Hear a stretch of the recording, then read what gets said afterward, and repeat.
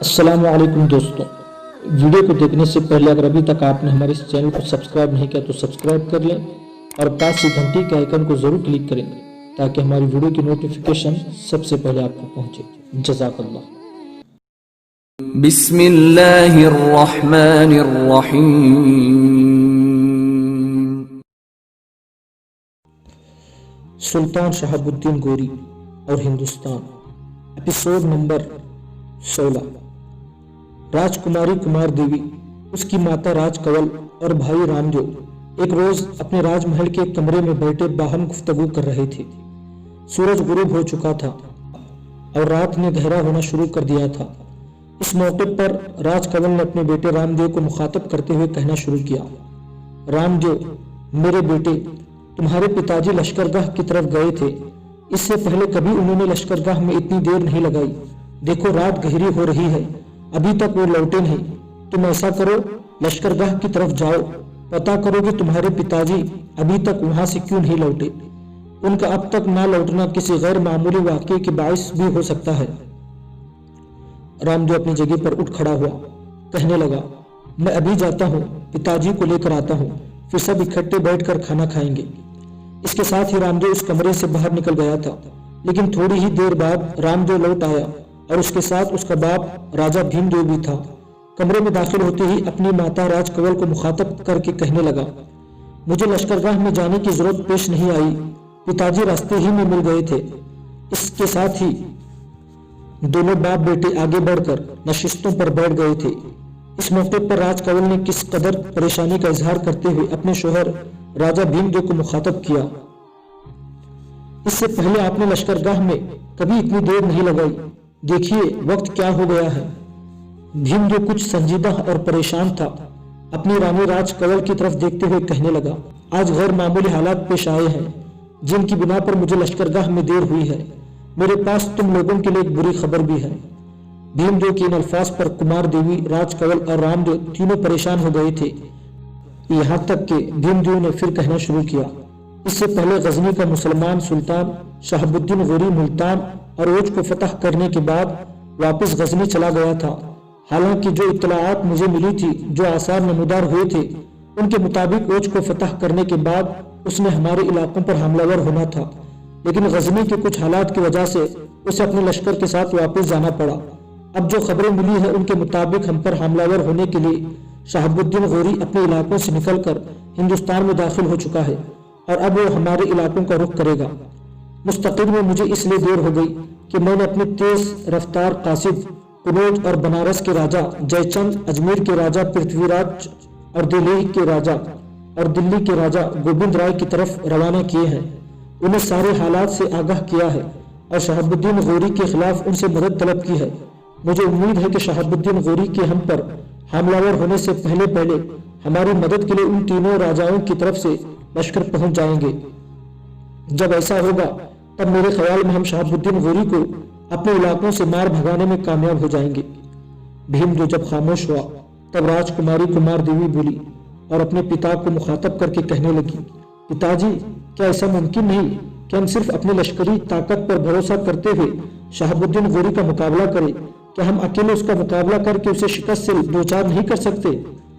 کمار دیوی کے خاموش ہونے پر بھیم دیو نے کچھ سوچا، پھر دھیمے سے لہجے میں کہنے لگا، بیٹی، اس سے پہلے شہاب الدین غوری ملتان اور اوج کو فتح کر چکا ہے، اس لحاظ سے اس کے لشکریوں کے حوصلے بلند ہے۔ ان حالات میں جب وہ ہمارے علاقوں پر حملہ ور ہوں گے، مجھے اندیشہ ہے کہ ملتان اور اوج کی طرح کہیں ہمیں بھی شکست نہ ہو جائے اور ہم اپنے علاقوں سے محروم نہ ہو جائیں۔ یہاں تک کہنے کے بعد بھیم دیو رکا تو انتہائی ناپسندگی کا اظہار کرتے ہوئے راج کماری کمار دیوی کہنے لگی، پتاجی، جہاں تک ملتان کا تعلق ہے تو وہاں کے کراماتیوں کو کوئی شک نہیں کہ شہاب الدین غوری نے شکست دی تھی اور شکست دے کر ملتان پر قبضہ کر لیا تھا، لیکن جہاں تک اوج کا تعلق ہے یہاں تو شہاب الدین غوری نے سیاست سے کام لیا۔ اگر اوج کی رانی چمپانیر غداری نہ کرتی اور اپنے راجہ دلپت رائے کا کام تمام کر کے شہر پناہ کے دروازے مسلمانوں کے لیے نہ کھولتی تو شہاب الدین غوری اوج پر کیسے قبضہ کر سکتا تھا؟ भीम देव के चेहरे पर तलख सी मुस्कुराहट नमूदार हुई। कहने लगा, बेटी, चंपानीर ने मुसलमानों के लिए शहर पनाह के दरवाजे खोलकर कोई बुरा काम नहीं किया। अगर वो राजा दिलपत राय का खात्मा करके शहर के दरवाजे मुसलमानों के लिए ना खोलती तब भी शहर मुसलमानों के हाथों फतह हो जाना था। बेटी, तुम्हें याद होगा, शहर से बाहर शहाबुद्दीन गौरी ने राजा दिलपत राय के लश्कर को बदतरीन शिकस्त दी थी और राजा शिकस्त उठाकर शहर में महसूर हो गया था। बल्कि उसकी शिकस्त की वजह से हमें भी काफी नुकसान उठाना पड़ा। इसकी मदद के लिए हमने जो लश्कर भेजा था उस पर भी शहाबुद्दीन गौरी के लश्कर के एक हिस्से ने शबखुन मारा और हमारे अक्सर लश्करियों को मौत के घाट उतार दिया। बेटी, ओज की रानी चंपानीर अगर सुल्तान शहाबुद्दीन गौरी के लिए ओज के दरवाजे ना भी खोलती तब भी ओज शहर को मुसलमानों के हाथों फतह हो जाना था। मुल्तान को फतह करने और फिर ओज शहर के नवाह में दिलपत राय के लश्कर को बदतरीन शिकस्त देने के बाद मुसलमानों के हौसले बुलंद हो चुके थे। दिलपत राय शहर में महसूर हो चुका था। मुसलमानों ने शहर की मुकम्मल तौर पर नाकाबंदी कर रखी थी। चंपानीर अगर चंद दिन तक शहर पनाह के दरवाजे न खोलती तो दिलपत राय खुद मुसलमानों से सुलह करने पर मजबूर हो जाता, इसलिए कि शहर के अंदर खाने पीने की अशिया पर कहत पड़ जाता और मजबूरन दिलपत राय को ऐसा करना पड़ता। यहाँ तक कहने के बाद कुछ सोचा, फिर बारी बारी अपनी रानी राजकवल और राजकुमारी कुमार देवी की तरफ देखते हुए कहने लगा, चंपानीर, ओज की रानी और सोन किरण से मुतालिक भी मेरे पास एक खबर है। उनका अंजाम बहुत बुरा हो चुका है। भीमदेव के इन अल्फाज पर रानी राजकवल ने चौंकते हुए पूछ लिया, क्या हुआ उन दोनों माँ बेटी को? दुख का एक लंबा सांस लेते हुए भीमदेव कहने लगा, जैसा कि तुम लोगों को मालूम है कि चंपानीर ने अपनी राजकुमारी सोन किरण को सुल्तान शहाबुद्दीन गौरी के हरम में दाखिल कर दिया था। दोनों मुसलमान हो गए थे। सोन किरण को मुसलमान करने के बाद ही शहाबुद्दीन गौरी ने अपने हरम में दाखिल किया था। वो इन दोनों माँ बेटी पर कोई ज्यादा इतमाद नहीं करता था, इसलिए शादी के चंद ही दिन बाद उसने दोनों माँ बेटी को गजनी भिजवा दिया। खुद अपने लश्कर के साथ ओज ही में मुकीम रहा। वहाँ उन दोनों को इस्लामी तालीमात के मुताबिक तरबियत होती रही। इसके बाद अपने लश्कर के साथ शहाबुद्दीन गौरी भी गजनी चला गया। वहाँ चंद माह बाद चंपानीर इंतकाल कर गई और उसके मरने के चंद ही दिन बाद राजकुमारी सोन किरण भी अपनी माँ के दुख और गम में इस दुनिया से कूच कर गई। इस तरह उन दोनों माँ बेटी का खात्मा हो चुका है। भीमदेव जब खामोश हुआ तब कुमार देवी ने किसी कदर खुशी और इत्मीनान का इजहार करते हुए कहना शुरू किया, पिताजी, आपके चेहरे के तासुरात बताते हैं कि आप शहाबुद्दीन गौरी के हम पर हमलावर होने की वजह से फिक्रमंद और परेशान है। पिताजी, हम ना मुल्तान के करामाती हैं और न ओज के राजा दिलपत राय जैसे हैं कि उसकी रानी अपने ही राजा से बेवफाई करते हुए मक्कारी का मुजाहरा करके शहाबुद्दीन गौरी से मिल जाएगी। हम शहाबुद्दीन गौरी का डट कर मुकाबला करेंगे। पिताजी, कम से कम मैं तो बेहद खुश हूँ, इसलिए कि मुझे इस जंग के दौरान अपना मकसूद हासिल करने का मौका मिल जाएगा। यहाँ तक कहने के बाद लम्हा भर के लिए कुमार देवी रुकी। इसके बाद फिर अपने बाप भीमदेव को मुखातब करते हुए वो कह रही थी, पिताजी, मैं पहले से आपको बता देती हूँ कि मैं मुसलमानों के खिलाफ इस जंग में हिस्सा लूंगी। मौके पर आप मुझे मना ना कीजिएगा, वरना मैं आपकी बात नहीं मानूंगी। भीमदेव मुस्कुराया, कहने लगा, बेटी, मैं तुम्हें रोकूंगा नहीं, लेकिन मैं ये भी पसंद नहीं करूंगा कि तुम अपने लश्कर की अगली सफों की तरफ जाओ। मैं तुम्हें सिर्फ यहाँ तक इजाजत दे सकता हूँ कि अपने लश्कर के बीच में रहते हुए अपने लश्करियों का हौसला बढ़ाना। इस तरह जब तुम लश्कर के बीच में रहकर अपने लश्करियों का हौसला बढ़ाओगी तो मैं तुम्हें यकीन दिलाता हूँ कि हमारी लश्करी बेहतर कारगुजारी का मुजाहरा करेंगे। जब उन्हें यह खबर होगी कि राजा अपने अहले खाना के साथ जंग में हिस्सा ले रहा है, तब उन्हें न सिर्फ इससे इत्मीनान और खुशी नसीब होगी, बल्कि इससे उनके हौसला और वलवले भी बढ़ेंगे और वो बेहतर अंदाज में हमलावरों का मुकाबला कर पाएंगे। भीमदेव यहाँ तक कहने के बाद रुका, फिर चौंकने के अंदाज में राजकुमारी कुमार देवी की तरफ देखते हुए कहने लगा, बेटी, तुमने अपनी बातों में कहा था कि शहाबुद्दीन गौरी के हमलावर होने के बाद तुम अपने मकसूद हासिल करने में कामयाब हो जाओगी। मैं तुम्हारा मतलब नहीं समझ सका, क्या कहना चाहती हूँ? कुमार देवी के चेहरे पर बड़ी खुशगवार मुस्कुराहट नमूदार हुई। कहने लगी, पिताजी, ये साबित हो चुका है कि ऐबा शहाबुद्दीन गौरी का एक लश्करी है। जब शहाबुद्दीन गौरी यहाँ पर हमलावर होगा तब जाहिर है ऐबा भी उस लश्कर में शामिल होगा। जंग के दौरान मैं अगर ऐबा का खात्मा ना कर सकी तो कम से कम उसे नुकसान जरूर पहुंचाऊंगी। पिताजी, मेरी जिंदगी का मकसूद अब यही है कि मैं अपने इस हाथों से ऐबा को कत्ल करूं। कुमार देवी के खामोश होने पर भीमदेव किस कदर फिक्रमंदी का इजहार करते हुए कह रहा था, बेटी मैं तुम्हें तुम्हारे इरादों से बाज रहने की तलकीन तो नहीं करूंगा, लेकिन मैं तुम्हें यह जरूर नसीहत करूंगा कि जंग के दौरान तुम अकेली इधर उधर मत होना, लश्कर के वस्ती हिस्से में रहना। बेटी जहां तुम बेखता निशाना रखती हो तो ये बात भी अपने जहन में रखना कि ऐबा तुमसे भी बेहतर तीरंदाज और तेज जन है। भीमदेव रुका, फिर पहले से भी ज्यादा फिक्रगीर आवाज में कहने लगा, बेटी मैं तुमसे ये भी कहूंगा कि तुम ऐबा से इंतकाम लेने का इरादा तर्क कर दो, सिर्फ अपने लश्कर में रहते हुए अपने लश्करियों का हौसला बढ़ाना। बेटी ऐबा से इंतकाम लेने के लिए तुम्हें अपने लश्कर की अगली सफों की तरफ जाना पड़ेगा, जहां शहाबुद्दीन गौरी के लश्करी जंग में मसरूफ होंगे। वही तुम ऐबा को देख सकती हो, इसे अपना निशाना अपना हदफ बना सकती हो, लेकिन मैं तुम्हें जंग के दौरान उस हिस्से में जाने की इजाजत नहीं दूंगा, इसलिए कि वहां सिर्फ न तलवारें चल रही होंगी, ढालें टकरा रही होंगी, फिजा के अंदर भाले और तीर भी तैर रहे होंगे और किसी भी वक्त कोई नाकाबिले बर्दाश्त हादसा पेश आ सकता है जिसे मैं बर्दाश्त नहीं करूंगा। यहाँ तक कहने के बाद भीमदेव अपनी जगह पर उठ खड़ा हुआ और कहने लगा, इस मौजूद पर बाद में भी गुफ्तगू हो सकती है, भूख लगी है, पहले खाना खाएं। भीमदेव के उठने के बाद राजकवल और रामदेव भी उठ खड़ा हुआ।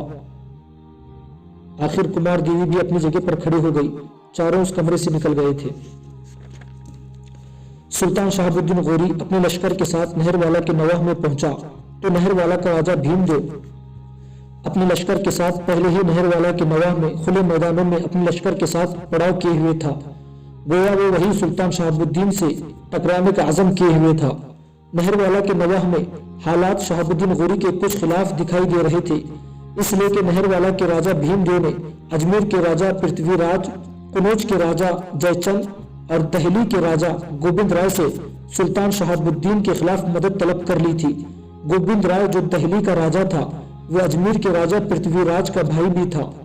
अब हालात कुछ इस तरह शहाबुद्दीन गौरी के खिलाफ हो गए थे कि उन तीनों राजाओं ने भीमदेव की मदद करने का यकीन दिला दिया था। साथ ही भीमदेव को यह भी पैगाम भेज दिया था कि वो अपनी तरफ से भी सुल्तान शहाबुद्दीन के लश्कर की नकल हरकत पर निगाह रखेंगे। उनका कहना था कि वो शहाबुद्दीन के आमद से पहले नहरवाला नहीं पहुंचेंगे। इस तरह शहाबुद्दीन को शक हो जाएगा कि अजमेर, दहली और कनौज के राजा भी नहरवाला के राजा की मदद के लिए आ गए हैं। इस बिना पर वो भी तीनों चारों कुव्वतों का मुकाबला करने के लिए कोई एहतमाम कर लेगा।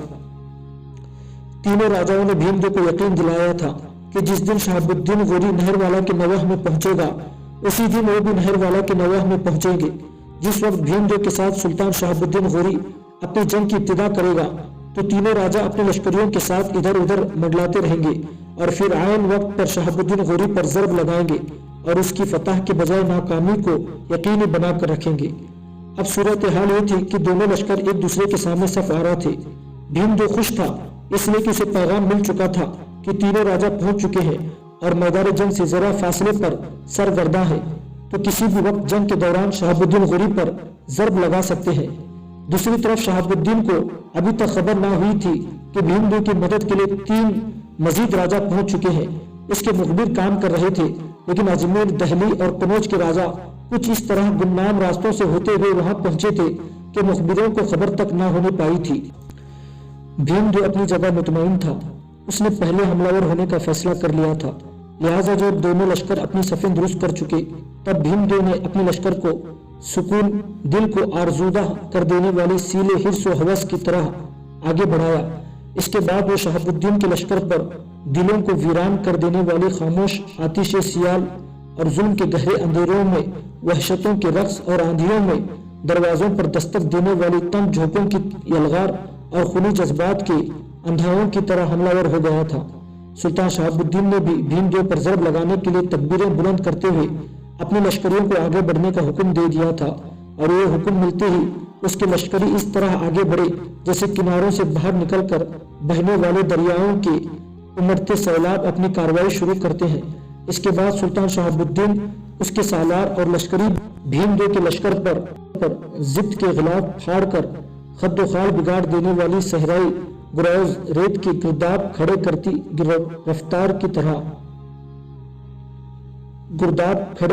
रफ्तार की काली आंधियों, आरजुओं, उम्मीदों, खसलतों और तमन्नाओं का खून करती गुस्से और नफरत की गरजती कड़कती बर्फ की तरह टूट पड़े थे।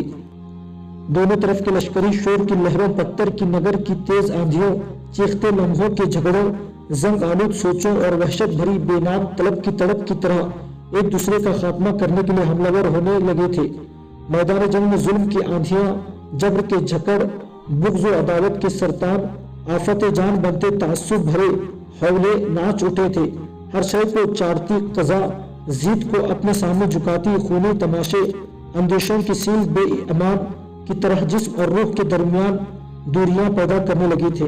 راجہ بھیم جو اپنی جگہ مطمئن اور پرسکون تھا، اس لیے کہ اسے اطمینان تھا کہ بس تھوڑی ہی دیر تک اجمیر اور کنوج اور دہلی کے راجہ جب مختلف سمتوں سے مسلمانوں پر ضرب لگائیں گے تو مسلمانوں کے پاس پسپا ہونے کے علاوہ کوئی راستہ نہیں رہے گا۔ اس بنا پر بھیم دیو، اس کا راج کمار رام دیو اور راج کماری کمار دیوی اپنے لشکر کے اندر گھوڑوں کو ادھر ادھر بھگاتے ہوئے اپنے لشکریوں کو للکارتے ہوئے ان کا حوصلہ بلند رکھنے کی کوشش کر رہے تھے۔ عین اسی لمحے جبکہ کمار دیوی اپنے لشکر کی اگلی صفوں کے قریب اپنے گھوڑے کو بھگاتے ہوئے بلند آواز میں چیختے چلاتے اپنے لشکریوں کا حوصلہ بلند رکھنے کی کوشش کر رہی تھی، سنسناتا ہوا ایک تیر آیا اور اس کے گھوڑے کے کان میں پوست ہو گیا تھا۔ اس تیر کے کمار دیوی کے گھوڑے کے کان میں پوست ہونے پر راجکماری کمار دیوی چونکی تھی، حیران اور پریشان بھی ہوئی تھی۔ اپنے سامنے دیکھا کہ شاید تیر چلانے والا نظر آئے، لیکن ابھی وہ اسی جستجو میں تھی کہ ایک اور تیر آیا اور اس کے گھوڑے کے دوسرے کان میں پوست ہو گیا تھا۔ گھوڑا سیچ پا ہو کر اچھل کود کرنے لگا تھا۔ جس وقت کمار دیوی گھوڑے کو سنبھالنے کی کشمکش میں تھی اور گھوڑا بے چینی اور بے تابی کا اظہار کرتے ہوئے دولتیاں جھاڑنے لگا تھا کہ ایک اور سنسناتا ہوا تیر آیا اور کمار دیوی کے بازو میں پوست ہو گیا۔ وہ کمار دیوی اپنے جسم پر مضبوط زرہ پہنے ہوئی تھی، لیکن تیر زرہ کی کڑیوں کو چیرتا ہوا اس کے بازو میں گھسا تھا۔ وہ زخم زیادہ نہیں آیا تھا، لیکن اس کے باوجود کمار دیوی پر ایسی وحشت، ایسا خوف طاری ہو گیا تھا کہ وہ گھوڑے کو سنبھال نہ سکی۔ گھوڑے کی اچھل کود کی وجہ سے گر گئی، اس لیے کہ اس کا بازو زخمی ہو چکا تھا۔ گھوڑے سے گرنے کے بعد کمار دیوی نے سب سے پہلے اپنے بازو میں پوست ہونے والا تیر نکالا۔ تیر کے پرم پر چھوٹا سا ایک کپڑا بھی بندھا ہوا تھا۔ اس کپڑے کو دیکھتے ہی کمار دیوی کا رنگ خوف اور وحشت سے پیلا ہو گیا۔ کمار دیوی نے جلدی جلدی کپڑے کی طرف دیکھا۔ اس پر ایک تحریر تھی، لکھا تھا، میں ایبا ہوں، میں نے تم پر 3 تیر چلائے، میں چاہتا تو تیروں تیر تیرے دل میں پوست کر سکتا تھا، لیکن میں نے ایسا نہیں کیا۔ حالانکہ اس سے پہلے میں تمہارے سپہ سالار کا صرف ایک ہی تیر سے خاتمہ کر چکا ہوں۔ آئندہ اس طرح بے باکی سے اگلی صفوں کی طرف نہ آنا، ورنہ ماری جاؤں گی۔ کمار دیوی کے کپڑے پر لکھی ہوئی تحریر ابھی پڑھ رہی تھی کمار دیوی کپڑے پر لکھی ہوئی تحریر ابھی پڑھ رہی تھی کہ اس کا باپ بھیم دیو اور بھائی رام دیو بھی وہاں پہنچ گئے۔ دونوں نے اپنے گھوڑوں سے اتر کر کمار دیوی کو اٹھایا۔ ایک لشکری بھاگا ہوا آیا۔ کمار دیوی کے گھوڑے کے کانوں میں جو تیر پوست ہوئے تھے وہ تیر اس نے نکال دیے۔ گھوڑے کی پیٹھ تھپ تھپائی۔ گھوڑا کسی حد تک پرسکون ہو گیا تھا۔ اتنی دیر تک بھیم دیو اور رام دیو کپڑے پر لکھی ہوئی تحریر بھی پڑھ چکے تھے۔ اس موقع پر بھیم دیو نے اپنے بیٹے رام دیو کی طرف دیکھا اور کہنے لگا، بیٹے وقت ضائع نہ کرو، کمار دیوی کو فوراً پیچھے پڑاؤ میں یا راج محل میں لے جاؤ، یہاں اس کا گرنا ہمارے لیے بدشگونی کا باعث بھی بن سکتا ہے۔ اگر لشکریوں میں یہ افواہ پھیل گئی کہ راجکماری اپنے گھوڑے سے گر کر ختم ہو چکی ہے تو یاد رکھنا لشکر کے اندر بھگدڑ مچ جائے گی، اور اگر تینوں راجا ہماری مدد کے لیے پہنچ بھی گئے تب بھی وہ ہماری شکست کو فتح میں تبدیل نہ کر سکیں گے۔ بھیم دیو کے کہنے پر اس کا بیٹا رام دیو فوراً حرکت میں آیا، کمار دیوی کو سہارا دے کر اپنے گھوڑے پر بٹھایا اور پھر گھوڑے کو بھگاتا ہوا لشکر کے پیچھے پڑاؤ کی طرف لے گیا تھا۔ اس وقت جبکہ جنگ اپنے عروج پر تھی اور سلطان شہاب الدین غوری اس کے سالاروں اور لشکریوں کی تیز حملوں کی وجہ سے بھیم دیو کے لشکر کی حالات آہستہ آہستہ شکست سے قریب ہوتی جا رہی تھی، اس لیے کہ بھیم دیو کے لشکر کی اگلی صفوں کو مسلمانوں نے مکمل طور پر کاٹ چاٹ کر رکھ دیا تھا، اور جس وقت وہ اگلی صفوں کو روندنے اور ان کا خاتمہ کرنے کے بعد بھیم دیو کے لشکر کے وسطی حصے اور دوسرے پہلو پر ضرب لگانے کے لیے آگے بڑھے تھے کہ عین اسی لمحے ایک طرف سے اجمیر کا راجہ پرتھوی راج اور دہلی کا راجہ گوبند رائے نواح کرتے وقت سسکیاں بھرتی ہواؤں اور جوش مارتی ظلمتوں میں بربادی کی کندھکاری کی طرح سلطان شہاب الدین کے لشکر کے پہلو پر حملہ ور ہو گئے تھے۔ سلطان شہاب الدین اور اس کے سالار بھی نئے حملہ وروں سے متعلق صدے بات کرنے کا سوچ ہی رہے تھے کہ اچانک دوسرے پہلو سے کنوج کا راجہ جے چند دلوں میں الجھن پیدا کرتی صفات مرمر کی یورش اندھے کالے غاروں سے نکلتی بے قلتوں کی طرح حملہ ور ہو گیا تھا۔ اب حالات یکسر تبدیل ہو گئی تھی۔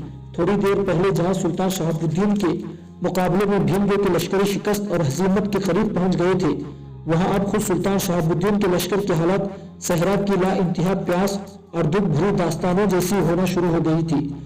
سلطان شہاب الدین غوری نے جب دیکھا کہ ہندوستان کے دوسرے راجہ بنہر والا کے راجہ بھیم دیو کی مدد کے لیے پہنچ گئے ہیں اور ان میں سے ہر راجہ کے لشکر کی تعداد سلطان شہاب الدین کے لشکر سے کہیں زیادہ ہے، تب سلطان شہاب الدین نے اپنے لشکریوں کو موت کے منہ میں ڈالنے کے بجائے انہیں پسپا ہونے کا حکم دیا۔ اس طرح بڑی تیزی سے سلطان شہاب الدین اپنے لشکریوں کو سمیٹتا ہوا پیچھے ہٹ گیا تھا۔ اس نے پسپائی اختیار کی تھی۔ چاروں راجاؤں نے مل کر اتنی جرأت نہ کی کہ پیچھے ہٹتے شہاب الدین پر حملہ ور ہو کر اس کا تعاقب کرتے۔ اس بنا پر بڑے محفوظ طریقے سے شہاب الدین اپنے لشکر کو لے کر پیچھے ہٹ گیا تھا۔ ہندوستان میں سلطان شہاب الدین کے متحد راجاؤں کے خلاف یہ پہلی شکست تھی۔ سلطان شہاب الدین غوری کو پسپا کرنے کے بعد دہلی کا راجہ گوبند رائے، اجمیر کا راجہ پرتھوی راج اور قنوج کا راجہ جے چند بھیم دیو کے پاس جمع ہوئے۔ بھیم دیو نے انہیں چند دن اپنے یہاں قیام کرنے کی دعوت دی، لاکھ ان کی منت سماجت کی، لیکن انہوں نے ان خدشات کا اظہار کیا کہ ایسا بھی ہو سکتا ہے کہ شہاب الدین یہاں سے شکست کھانے کے بعد واپس پلٹے، اور جب اسے خبر ہو کہ اجمیر، دہلی اور قنوج کے راجہ اپنے لشکر کے ساتھ نہر والا پہنچ چکے ہیں تو وہ کہیں ان علاقوں پر حملہ ور ہو کر ان پر قابض ہی نہ ہو جائے۔ ان خدشات کے تحت تینوں راجہ وہاں نہیں رکے۔ جنگ کے فوراً بعد وہ اپنے علاقوں کی طرف کوچ کر گئے تھے۔ اس بنا پر بھیم دیو بھی اپنے لشکر کو لے کر نہر والا میں داخل ہوا تھا۔ بھیم دیو جب اپنے راج محل میں کمار دیوی کی خوابگاہ میں داخل ہوا، اس موقع پر کمار دیوی بستر پر لیٹی ہوئی تھی۔ اس کی ماتا راج کنول اور بھائی رام دیو قریب بیٹھے ہوئے تھی۔ بھیم دیو فکر مند سا آگے بڑھا، ایک نشست پر بیٹھا۔ اس موقع پر رام دیو نے اسے مخاطب کیا، پتا جی، جس وقت آپ نے مجھے کمار دیوی کو لشکر کے پیچھے پڑاؤ میں لے جانے کے لیے کہا تھا، اس وقت میں اسے پڑاؤ میں لے آیا تھا۔ بعد میں جب اجمیر، قنوج اور دہلی کے تینوں راجاؤں نے شہاب الدین غوری کے لشکر پر حملہ کر دیا، تب مجھے اپنی فتح کا یقین ہو گیا تھا، لہٰذا کمار دیوی کو پڑاؤ سے میں یہاں لے آیا۔ ابھی طبیب اس کا زخم دیکھ کر پٹی باندھ کر گیا ہے اور ساتھ ہی کہہ گیا ہے کہ فکر کی کوئی بات نہیں، زخم جلد ٹھیک ہو جائے گا۔ رام دیو جب خاموش ہوا تب کچھ دیر اداس اور افسردہ سی خاموشی کمرے میں طاری رہی۔ اس کے بعد بھیم دیو کمار دیوی کو مخاطب کر کے کہنے لگا، میری بچی، میں نے تمہیں کہا تھا کہ جنگ کے دوران اگلی صفوں کی طرف مت جانا، لیکن تو نے وہی کچھ کیا جس سے میں نے منع کیا تھا۔ میں نے دیکھا تو اپنا گھوڑا دوڑاتے ہوئے اپنے لشکروں کا دل بڑھاتے ہوئے اگلی صفوں کی طرف گئی تھی، اور جن خدشات کا مجھے ڈر تھا آخر وہ ہو کر رہے۔ وہ رکا، پھر اپنی گفتگو کو آگے بڑھاتے ہوئے کہہ رہا تھا، کمار دیوی میری بیٹی، مجھے ایبا کی طرف سے پہلے ہی خطرہ اور خدشہ تھا۔ جب مجھے اطلاع دی گئی کہ ایبا شہاب الدین غوری کے لشکر میں شامل ہو چکا ہے، تب یہ بات پختہ ہو گئی تھی کہ وہ شہاب الدین غوری کا ہی ایک لشکری ہے۔ جب شہاب الدین غوری کے نہر والا پر حملے کی خبر آئی تھی تو ایبا ہی کو سامنے رکھتے ہوئے میں نے تمہیں تنبیہ کی تھی کہ لشکر کی اگلی صفوں کی طرف مت جانا۔ میری بیٹی، تو جانتی ہے اس سے پہلے اوج کے راجہ کی مدد کے لیے جو ہم نے لشکر بھیجوایا تھا، اس کے سالار کو ایبا نے صرف ایک تیر مار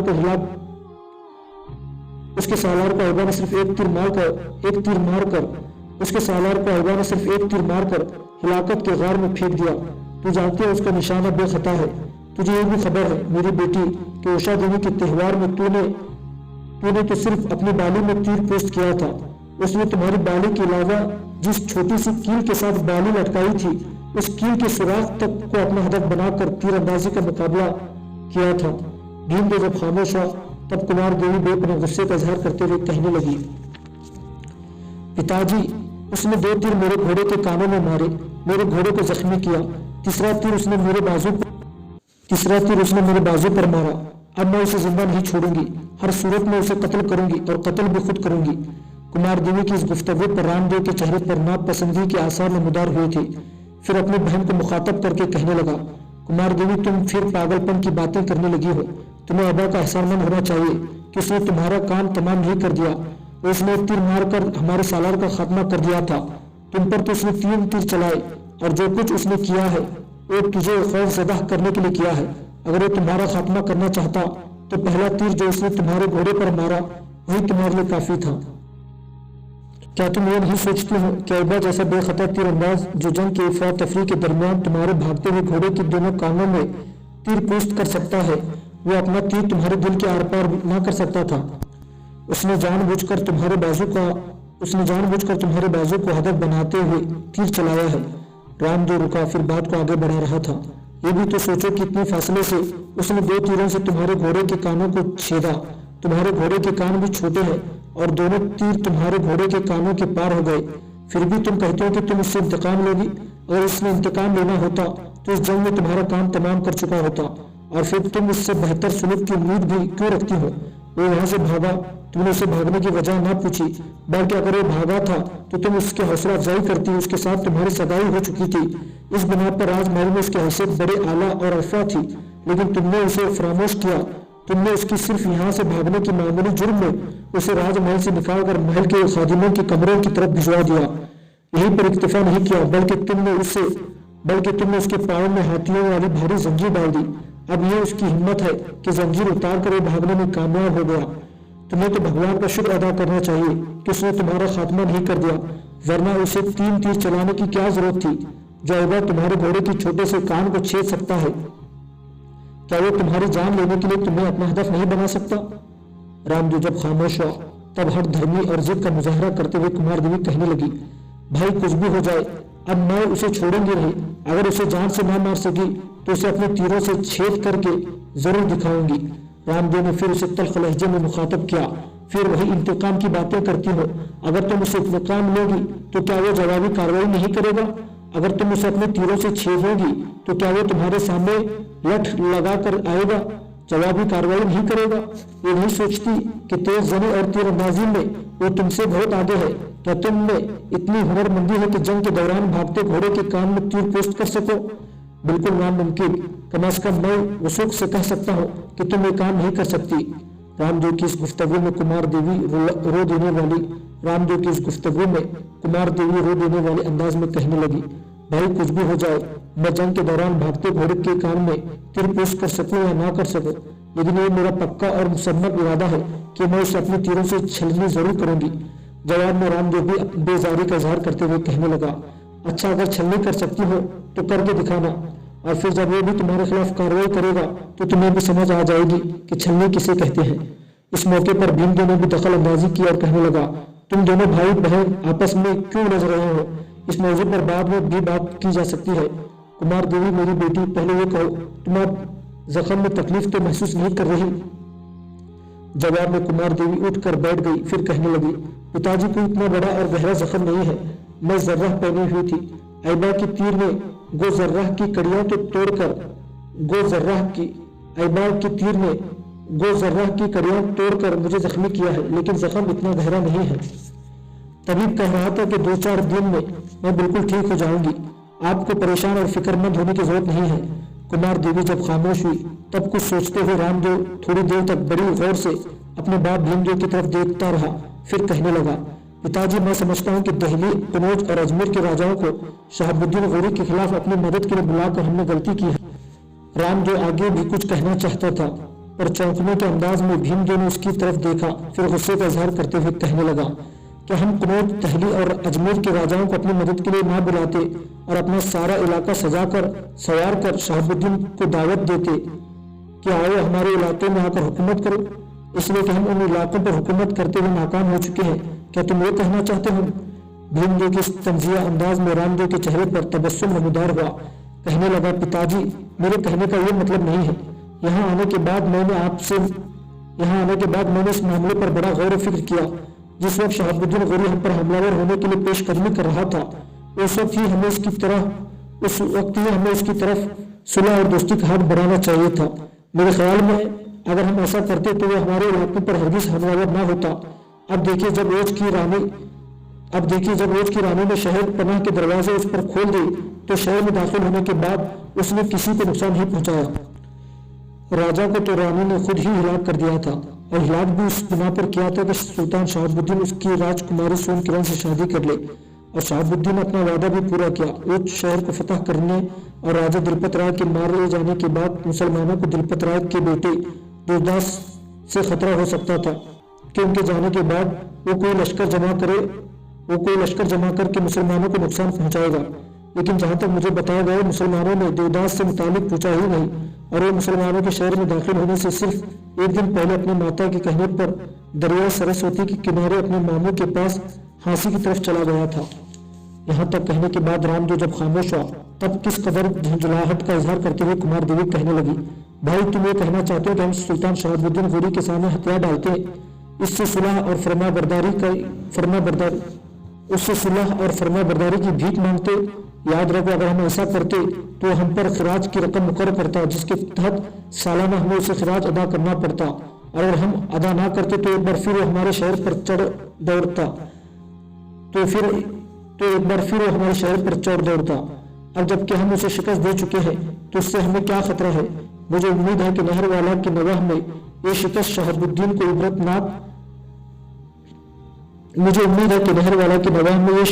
الدین کو عبرت کا سامان فراہم کرے گی، اور آئندہ وہ ہمارے علاقوں کا رخ کرنے کی کوشش نہیں کرے گا۔ کمار دیوی جب خاموش ہوئی تب رام دیو کہنے لگا، میری عزیز بہن یہ تیری بھول ہے، اگر نہر والا کے باہر شہاب الدین غوری کو شکست نہ ہوئی ہوتی تو شاید وہ نہر والا پر حملہ کرتا، لیکن اب جب کہ نہر والا کے نواح میں اسے شکست ہو چکی ہے تو ایک بار پھر نہر والا پر حملہ ضرور کرے گا اور ہر صورت میں ہم سے شکست کا انتقام لے گا۔ رام دیو کے خاموش ہونے پر اس کی طرف عجیب سے انداز میں دیکھتے ہوئے بھیم دیو کہنے لگا، رام دیو میرے بیٹے تم گول مول سی باتیں کرتے ہو جس کی مجھے سمجھ نہیں آتی، کھل کر کہو کیا کہنا چاہتے ہو؟ پتا جی میں کہنا چاہتا ہوں کہ یہ جو ہم نے شہاب الدین غوری کے مقابلے کے لیے اجمیر اور دہلی اور قنوج کے راجاؤں کو اپنی مدد کے لیے طلب کیا تھا تو اس کا رد عمل عین قریب آپ پر ظاہر ہوگا۔ خدشات بھری آواز میں بھیم دیو نے پوچھ لیا، کیسے خدشات؟ رام دیو پھر کہہ رہا تھا، پتا جی نہر والا کے نواح میں شکست اٹھانے کے بعد شہاب الدین غوری یوں ہی نہیں بیٹھا رہے گا، میں اصول سے تو نہیں کہہ سکتا لیکن میرا دل کہتا ہے کہ وہ انتقام لینے کا عجیب و غریب طریقہ استعمال کرے گا۔ اسے تو خبر ہو گئی ہے کہ اسے اجمیر اور دہلی اور قنوج کے راجاؤں کی مدد کی وجہ سے یہاں شکست اٹھانی پڑی ہے۔ میرا اندازہ ہے کہ کچھ عرصے تک وہ ہماری طرف توجہ نہیں کرے گا، پہلے اجمیر دہلی اور قنوج اور آس پاس کے دیگر علاقوں کا رخ کرے گا اور ان کی کمر توڑے گا، انہیں اپنے سامنے کمزور اور بے بس کر کے رکھے گا۔ اس کے بعد یاد رکھیے گا اپنے لشکر کے ساتھ وہ نہر والا کو رخ کرے گا اور ہم سے اپنی شکست کا انتقام ضرور لے گا۔ رام دیو کے خاموش ہونے پر بھیم دیو بھی تھوڑی دیر تک سوچوں میں غرق رہا، کچھ سوچتا رہا، پھر بڑی سنجیدگی میں اپنے بیٹے رام دیو کو مخاطب کر کے کہنے لگا، بیٹے میں نہیں کہتا کہ تمہاری سوچیں غلط ہے، درست بھی ہو سکتی ہے، لیکن شہاب الدین غوری کوئی اتنی بڑی اور مہان فوج بھی نہیں رکھتا کہ یہاں سے شکست اٹھانے کے بعد وہ ہندوستان کے دوسرے راجاؤں کا رخ کرے اور باری باری ان سب کو زیر کرنے کے بعد ہم سے اپنی شکست کا بدلہ لینے میں کامیاب ہو جائے۔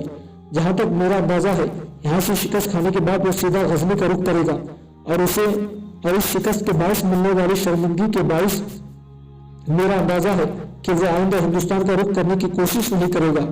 شہاب الدین غوری کی ایک بات مجھے بہت اچھی لگی ہے جس کی خبر مجھے بعد میں ہوئی، میرے مخبروں نے مجھے بتایا تھا کہ اوچ کو فتح کرنے کے بعد کچھ عرصہ اس نے اوچ میں قیام کیا، وہاں اس نے اپنا حکیم علی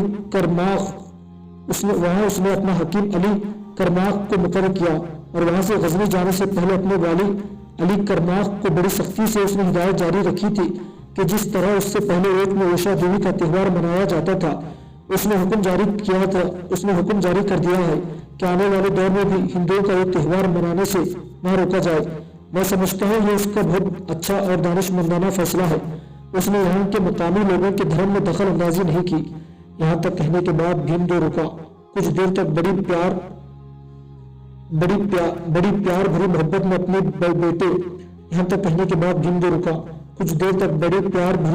میں اپنے بیٹے رام دیو کی طرف دیکھتا رہا، پھر اسے مخاطب کر کے کہنے لگا، رام دیو میرے بیٹے میں تمہاری سوچوں تمہارے اندازوں کی ہرگز مخالفت نہیں کر رہا، میں یہ بھی نہیں کہتا کہ حالات میں اب کوئی تبدیلی نہیں ہوگی، لیکن میرا اندازہ ہے کہ شہاب الدین غوری آئندہ ہندوستان میں داخل ہونے کی جرات نہیں کرے گا۔ تاہم اگر اس نے کوئی بڑا لشکر اکٹھا کر بھی لیا ہے تب بھی میرے اندازوں کے مطابق وہ ہمارے علاقوں کا رخ نہیں کرے گا، ملتان اور اوچ تک اپنے آپ کو محدود رکھے گا، وہاں अगर उसने ज्यादा ही बड़ा लश्कर जमा कर लिया और ज्यादा पर पुर्जे निकालने की